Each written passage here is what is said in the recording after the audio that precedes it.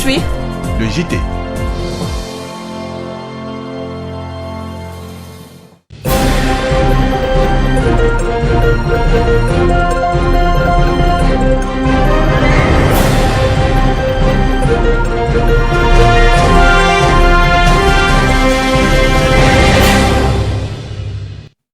Bonjour à toutes et à tous, bel après-midi. Mesdames, Messieurs, bonjour et bienvenue à ce journal dominical de la mi-journée. Merci à vous, auditrices et auditeurs, d'être de nôtres.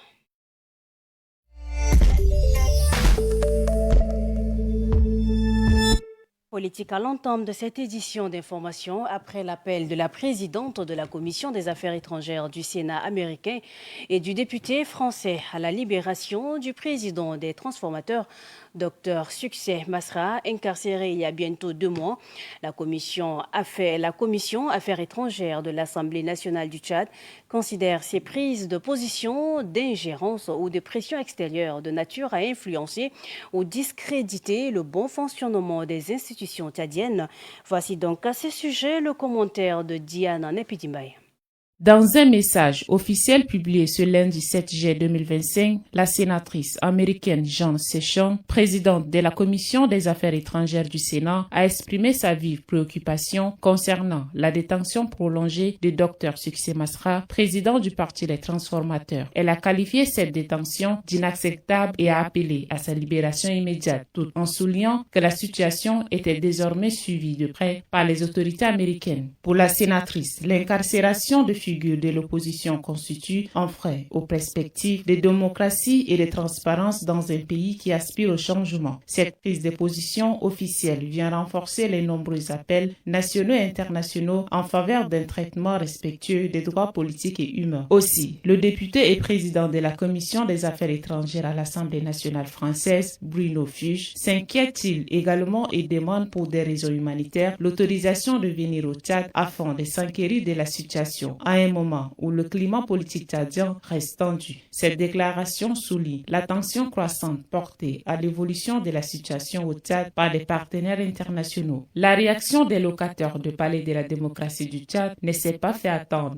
La Commission Affaires étrangères de l'Assemblée nationale du Tchad, par un communiqué de presse, dit avoir appris avec étonnement et regret dans les réseaux sociaux le message du président de la Commission Affaires étrangères de l'Assemblée nationale française au sujet de la détention du président du Parti des Transformateurs. En dien, la commission souligne que le Tchad est régi par un ordre juridique indépendant où la séparation des pouvoirs constitue un fondement de l'état de droit. Il n'est pas question d'une influence ou d'une pression extérieure pour obtenir la libération des justiciables. Mais pour beaucoup d'observateurs, d'où vient-il que cette commission parlementaire qui se substitue à la justice pour répondre à une demande de visite du député français au Dr Succès Masra adressée à l'ambassadeur du Tchad en France? Puisque la justice est indépendante, a-t-on besoin de répondre à sa place? Et puisque la demande s'adresse à l'ambassadeur du Tchad, que vient faire l'Assemblée là-bas? Ou bien un principe de réciprocité diplomatique a atterri aussi au Parlement? S'interrogent des opinions éclairées. Et puis les rideaux sont donc définitivement tirés sur le Forum agroéconomique national vers Made in Tchad, valorisant des ressources agroécologiques locales et opportunités de création d'entreprises à l'ère de la ZLECAf, tenue du 10 au 12 juillet dernier à la Maison nationale de la femme. La cérémonie de clôture a été présidée par le secrétaire général du ministère du Commerce, Mbaye Kombe Getimbaye Abel. Et puis au cours de cette cérémonie de la dite aux cérémonies de clôture de la première édition du Made in Tchad, le CECOGDA et COPSDEVA entendent signer une convention pour le développement de la transformation des produits locaux. Les propos de Noura Moussa Kadam, directrice générale adjointe du CECOGDA, recueillis, sélectionnés et proposés par nos reporters.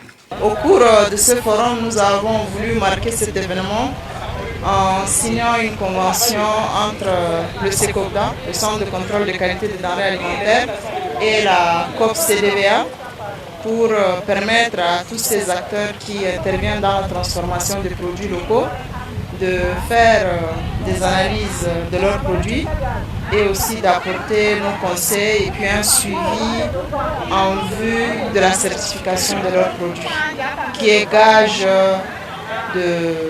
d'exportation à l'international. Donc voilà l'objet de la présente convention qui va nous lier à la COP-CDVA.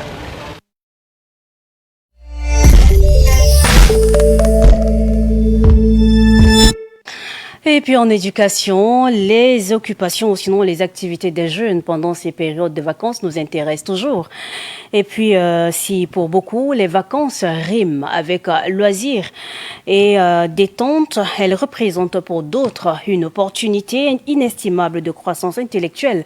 Pour ce faire, les cours d'été, longtemps perçus comme une contrainte, s'imposent désormais comme des leviers essentiels des consolidations des acquis, de rémédiation pédagogique et de préparation stratégique à la rentrée scolaire. Un choix judicieux qui suscite donc un regain d'intérêt auprès des élèves soucieux de leur réussite, comme l'a observé Mouléan Léonie dans ce reportage. Les longues vacances scolaires, bien que nécessaires au repos des élèves, entraînent souvent un phénomène bien connu des pédagogues. La perte estivale, cette érosion des connaissances particulièrement marquée chez les élèves issus de milieux moins favorisés, compromet les efforts fournis durant l'année. Face à cette réalité, les cours d'été apparaissent comme une réponse pertinente en maintenant les compétences cognitives, en éveil et en évitant la rupture pédagogique. Selon Moussa Zakari, chargé de cours au collège évangélique, ces sessions de renforcement permettent aux apprenants de mieux assimiler les matières du premier semestre, notamment celles qui posent le plus de difficultés. L'importance des cours d'été se situe à deux niveaux. Le premier niveau, c'est la gestion des temps libres des élèves. Parce que quand les élèves finissent les cours, certains passent tout leur temps à jouer, ne pensent pas revoir leur cahier. Donc, ce qui fait que beaucoup des élèves finissent par oublier certains chapitres qu'ils ont fait pendant les cours normaux. Le deuxième niveau d'importance pour d'été, ici au collège évangélique précisément, nous nous focalisons sur le contenu du programme du premier trimestre de l'année qui va venir, parce que l'école d'une manière globale, c'est le premier trimestre. Les cours d'été ne se limitent pas à la révision des contenus déjà vus. Ils constituent également une aubaine pour les élèves en difficulté en leur offrant un cadre propice à l'apprentissage individualisé. Loin de la pression du rythme scolaire classique, ces moments d'études sont ponctués d'échanges personnalisés avec les enseignants qui prennent le temps de décortiquer les notions complexes et de proposer des exercices ciblés. Cette préparation réduit non seulement le stress lié à la découverte de nouvelles matières, mais favorise également un climat de confiance et de motivation dès les premiers jours de classe. L'objectif, c'est de préparer les élèves à affronter efficacement le niveau supérieur qu'ils vont s'y trouver en septembre ou bien octobre prochain.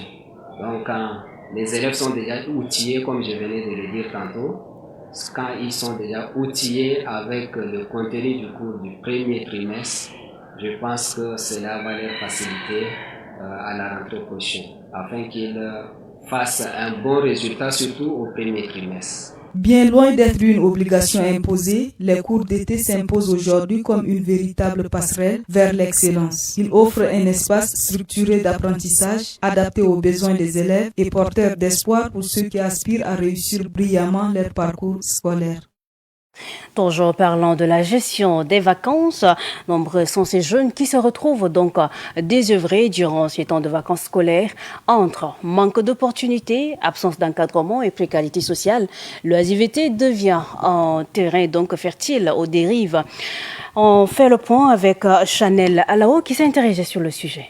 Loin d'être un moment d'épanouissement, les vacances scolaires se transforment pour une grande partie de la jeunesse tchadienne en une période d'inactivité marquée par l'ennui. Ce constat alarmant s'explique par une combinaison de facteurs socio-économiques, culturels et institutionnels. Dans de nombreux quartiers de la capitale, les jeunes errent dans les rues où se passent leurs journées sans occupation constructive. La rareté des structures de loisirs accessibles, l'insuffisance des programmes éducatifs ou professionnels ainsi que la pauvreté ambiante réduisent considérablement les possibilités possibilités d'engagement utiles pendant cette période. À cela s'ajoute l'absence d'encadrement familial pour certains et un manque criant d'initiatives locales et structurées. L'oisiveté dans un contexte devient un danger silencieux, repli sur soi, tentation de la délinquance, consommation de substances nuisibles, troubles mentaux ou encore perte de repères sociaux. Quand l'enfant a perdu déjà l'éducation de bas âge, qu'on ne les apprenne pas également à se prendre en charge eux-mêmes, ils vont toujours dépendre de leurs parents et sortir, rester comme ça, attendre qu'on les prépare à manger. Mais quand dès bas âge on t'instruit à aller faire ça, ça va t'aider.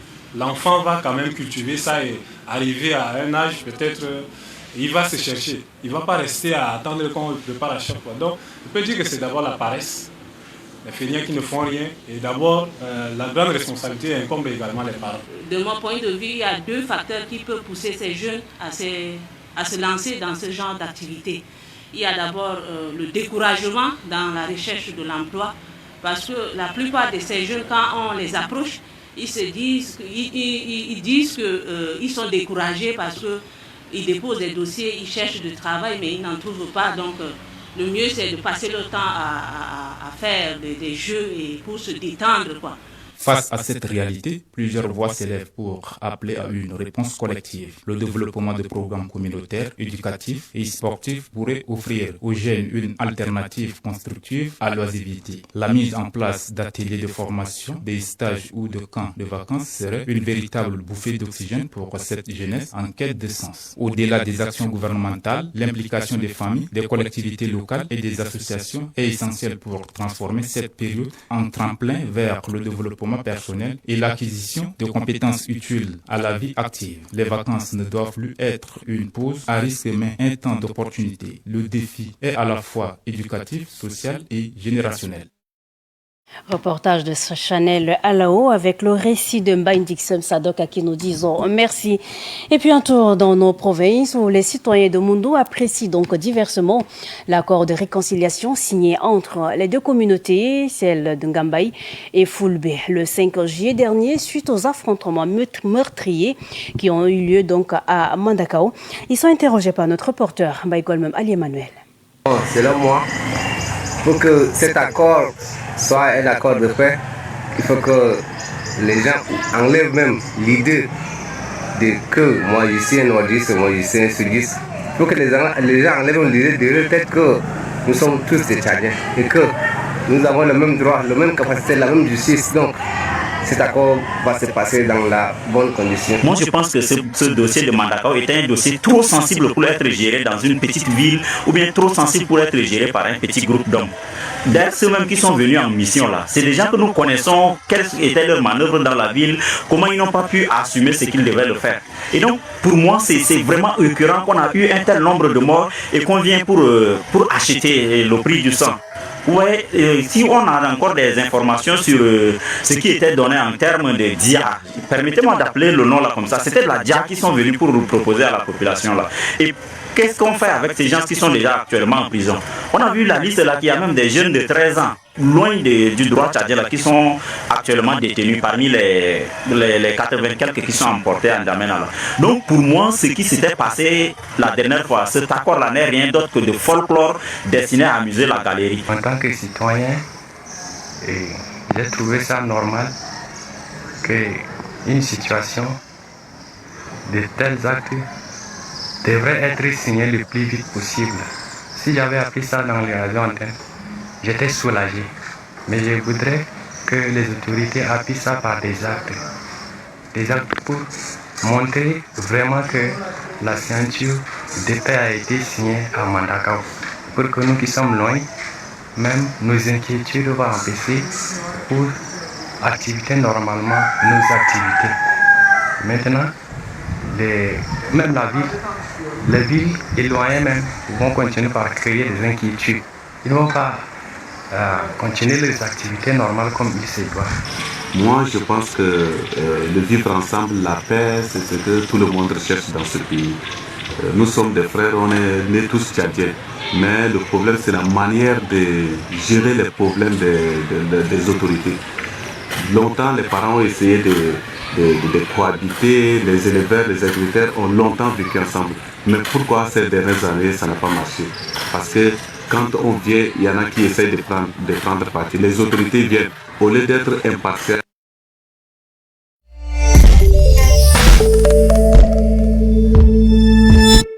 Parlons plutôt santé dans ce journal. L'épilepsie est donc une maladie neurologique chronique qui se manifeste par des crises convulsives récurrentes dues à une activité électrique anormale dans le cerveau. Bien que traitable dans la majorité des cas, cette maladie reste un problème majeur de santé publique au Tchad en raison des multiples obstacles liés à la médecine moderne, à la culture et à la pauvreté. Roséline Ndiakobo nous en dit plus.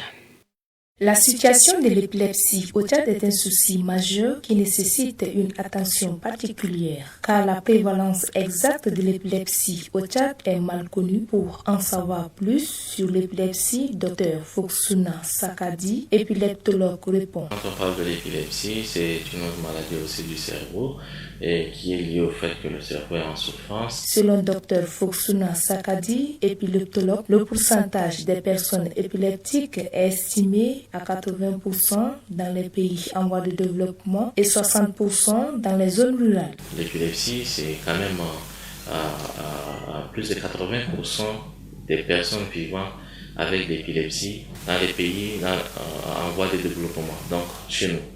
Et plus de 70% de ces personnes sont en rural, donc il y en a beaucoup, nous voyons beaucoup de ces cas.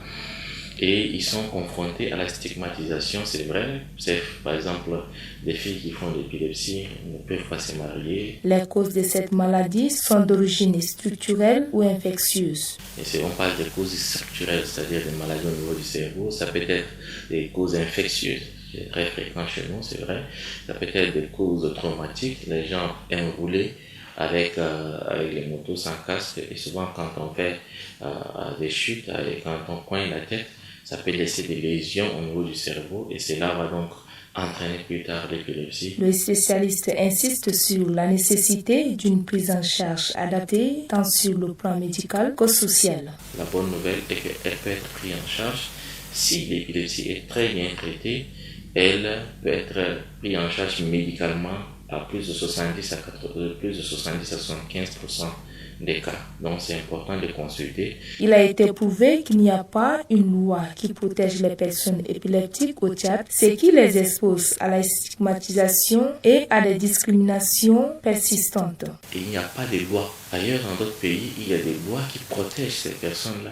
Ici, il n'y a pas de loi qui protège ces personnes qui vivent avec l'épilepsie et c'est pas du tout bien. Ils doivent avoir leurs droits. L'épilepsie au Tchad reste une maladie méconnue, sous-diagnostiquée et mal prise en charge. Il est urgent de renforcer la sensibilisation, d'améliorer l'accès au traitement et d'impliquer les acteurs communautaires et sanitaires dans la lutte contre cette maladie. L'épilepsie reste sous-diagnostiquée et mal prise en charge alors qu'elle affecte profondément la qualité de vie des milieux des Tchadiens. Et c'est tout pour le 13h de ce 13 juillet 2025. Mesdames, Messieurs, merci à vous de l'avoir suivi.